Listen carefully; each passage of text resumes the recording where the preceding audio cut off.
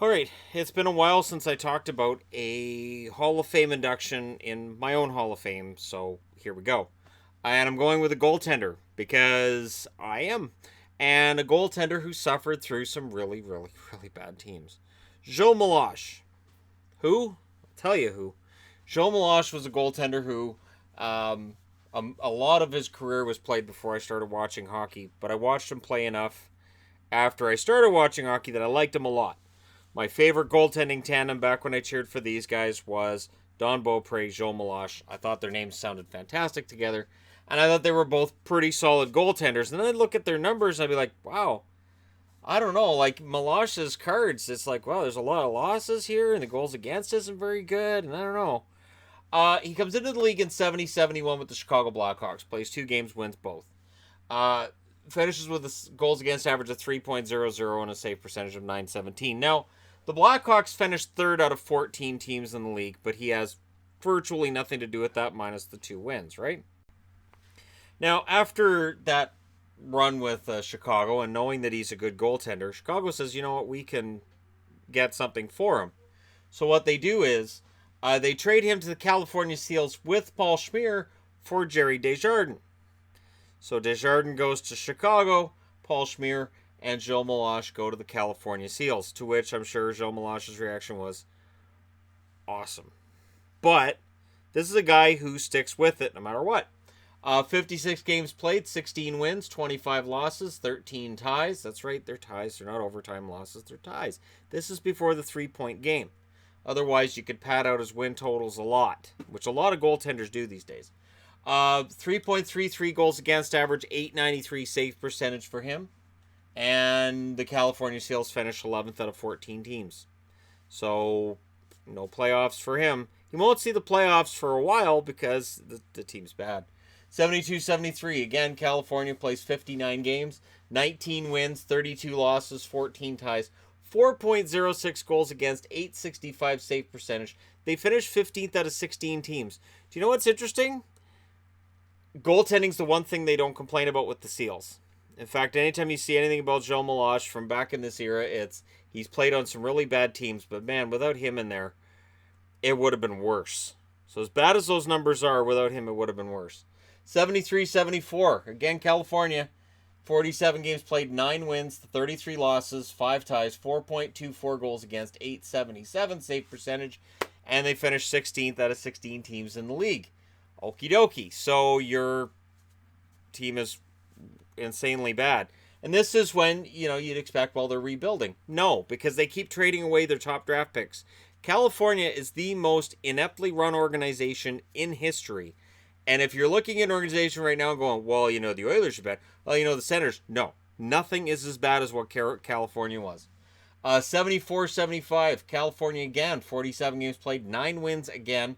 27 losses, 10 ties, 4.03 goals against, 877 save percentage. They finished 16th out of 18 teams. Guess what? The Atlanta Flames, brand new team, finishes ahead of them. So, Gilles got to be watching this and thinking, geez. But here's the thing. So that's 4 years in California with teams that are becoming more inept, not less. And again, he's still playing. There's no holding out for trades. There's no sitting out and whining. 75-76 plays 41 games, 12 wins, 23 losses, 6 ties, 3.44 goals against, 888 save percentage. The team finishes 14th out of 18 teams. Probably had a bit of a swagger. Yeah, there's 4 teams worse than us out of 18. We feel pretty good. Probably, pushing over traffic cones and, shoving over post office boxes. And, yeah, they probably had quite a head about them that year. Yeah, we're not last. I don't know if you guys know this, but there's 4 teams below us in the standings. Hello, ladies. 76-77, the miserable team moves to Cleveland because there's nothing that's bad in California. Cleveland can't make worse. Unless, I guess, LeBron went to California from Cleveland. Anyways. So 51 games played in Cleveland. 19 wins, which is a lot for him. 24 losses, 6 ties, 3.47 goals against, 890 save percentage. They still finished 14th out of 18 teams. So Cleveland plays better than did the California Seals, but it's really not saying much. 77-78, finishing out the Cleveland experiment, 54 games, 16 wins, 27 losses, 8 ties. 3.77 goals against, 887 save percentage. They finished 14th out of 18 teams. And I'm sure Joe Meloche, upon hearing that Cleveland's finally going to close up shop, because there were rumors throughout the 77-78 season that Cleveland was done. And there were rumors of various locations that wanted the Cleveland Barons, whether it was Seattle, whether it was Houston. There were various locations that said, well, we'll take them. And the NHL goes, nope, we're going to go ahead and we're going to do some contraction. And I'm sure for Joe Meloche, on some level, he was saying, you know what? I'm glad that as he had the greatest mask in the history of hockey when he played for the Cleveland Barons, he still had to be pretty happy that finally the misery's behind me. That the thing was, they merged them with the Minnesota North Stars. Minnesota was the 18th ranked team out of 18. And it was seen at the time that Minnesota was kind of a miserable franchise. And maybe by adding the Barons, it'll help. So you're combining two franchises into one. How does it work in year one, you ask? Not great. 53 games played. He actually reached 20 wins for the first time in his career. 25 losses, 7 ties. 3.33 goals against, average 885 save percentage. The Minnesota North Stars finished 12th out of 17 teams. So it's not great to start with, but there's a lot of benefits with Minnesota, although their decision to not keep Dennis Maruk is frustrating as a Minnesota fan. It would have been nice to see him with Dino and Neil Broughton in the early 80s, but I digress. 79-80, things finally start to turn around for both Joe Meloche and the Minnesota franchise. 54 games played, 27 wins, 20 losses, 5 ties. 3.06 goals against, 897 save percentage. His save percentage is going up at a time when save percentages are going down because the team in front of him is getting better. And they finished 6th out of 21 teams that year. Wow, he's in the playoffs. He's finally in the playoffs in 1980, and his career started in 1971 as a starter in the league. Finally in the playoffs. People talk, and this is why when I hear people saying, oh, this guy, he's been in the league 4 years, and look at this franchise, and it's like, 4 years? Talk to Joe Meloche. 80-81, he plays 38 games. He's getting pushed by this young Don Beaupre guy. 17 wins, 14 losses, 6 ties, 3.25 goals against, 889 save percentage. Minnesota finishes 9th out of 21 teams, but reaches the Stanley Cup final, which is the best thing that happens to the team in the 80s and the worst. It gives the idea that the Minnesota North Stars are a future Stanley Cup champion, which they are not. The Stanley Cup will not be a part of this franchise's future until they're in Dallas, 18 years after that first appearance in the Stanley Cup final. 81-82, plays 51 games, 26 wins, 15 losses, 9 ties. 3.47 goals against, 894 save percentage, which was excellent at the time. They finished 5th out of 21 teams, but the disappointment is that they don't move on in the playoffs. So the playoff success dies in 82. This is the year, of course, that all the top teams go out in the first round. The Vancouver Canucks go to a Stanley Cup final against the only team that doesn't go out in the first round is the New York Islanders. So the Canucks go to the final in part because the Minnesota North Stars fall by the wayside. The Oilers fall by the wayside. And it's a cascade effect from there. 82-83. 47 games played, 20 wins, 13 losses, 11 ties. 3.57 goals against, 887 save percentage. And the team finishes 7th out of 21 teams in the league. In general, his numbers are around average at that point.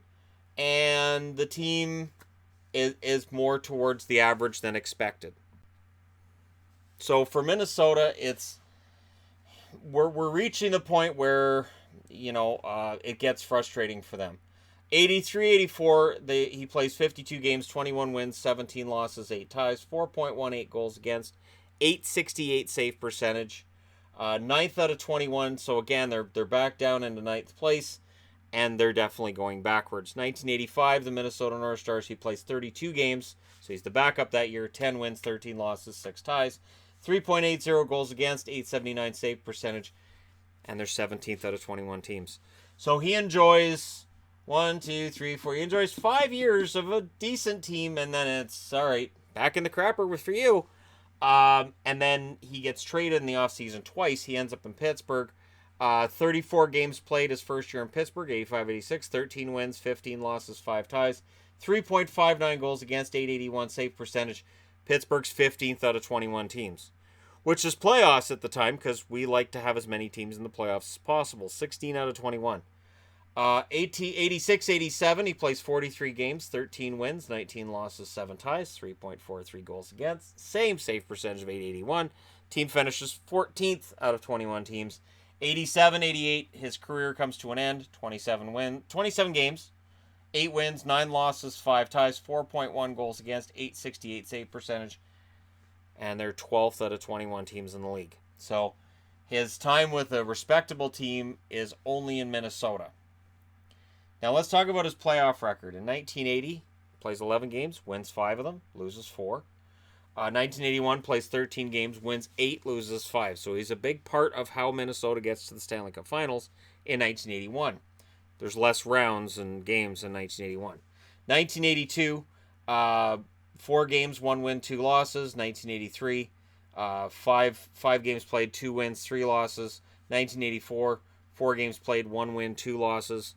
1985, 8 games played, 4 wins, 3 losses. I think actually in 81, I think that was when we had 4 rounds, and the first round was best of 5. So it took 11 wins to get to the Stanley Cup Final, 15 to win it all. Anyways, he finished his career with 45 games played in the playoffs, 21 wins, 19 losses, which is minuscule for the most part.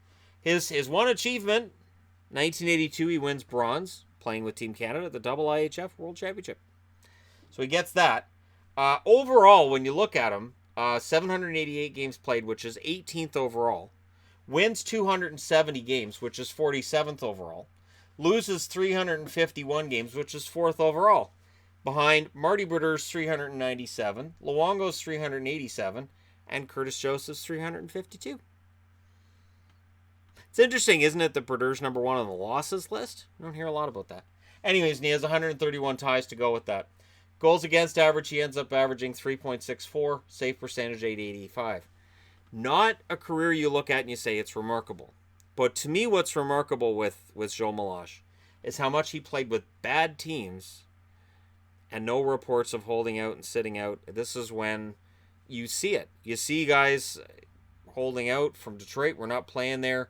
Gary Smith getting pulled out of a game and saying, fine, you don't want me here, I'm leaving, and going home. Like, this is the era where guys actually sat out. Guys actually pouted. Guys actually demanded trades. And I'm not going to play there, so forget you. And Meloche, I don't see any record of anything like that.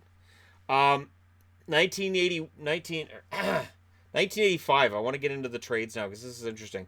He's traded in May 31st of 1985 to the Edmonton Oilers, who have Fuhr and they have Moog. They have no need for Joe Meloche. For Paul Houck, who played a total of 16 NHL games. Yeah, that's odd. The Minnesota traded him for Paul Houck, who played a grand total of 16 games. September 10th of 1985, he's then traded to Pittsburgh for Tim Hrenowich, who played no NHL games after the trade, Marty McSorley, and Craig Muni. So, Joe Meloche played a role in the Edmonton Oilers dynasty of the late 80s, just not in a way that involves playing a single game. So I haven't heard anything about any kind of jersey retirement for Joe Meloche. I need to do a video at some point about guys who never played a single game for teams that traded for him. It was Sam Gagner was Arizona, right? And Hoffman in San Jose, and stuff like this. This is to me entertaining and would be fun to look at. But definitely with him moving through Edmonton, you wouldn't know he was Edmonton property. Ends up in Pittsburgh, and it's too bad because he was an excellent goaltender. He'll be remembered as mediocre for his record, but he was a very solid goaltender, and I have no problem putting him in the Hall of Fame because my Hall of Fame isn't just about greatness. It's about being pretty damn good for pretty long, and he did that from 1971 through 1988. And so there you go. Let me know your thoughts in the comment section below as always. Don't forget to hit like and subscribe. If you're browsing your way through, you just tap it upon this video. And yes, for anybody wondering, I do have a Joe Meloche rookie card. If it packed away somewhere in my area here, I'm going to have to go through this whole area over the next month. And it's going to be fun, some of the stuff I find. And that's one of the things that's fun. I have no problem paying for a Joe Meloche rookie card because he's a guy that I remember as one of my favorite goalies as a kid. So there you go. Thank you guys so much for watching. Hit like and subscribe if you're browsing your way through. You just happened upon this video. I'll talk to you again soon.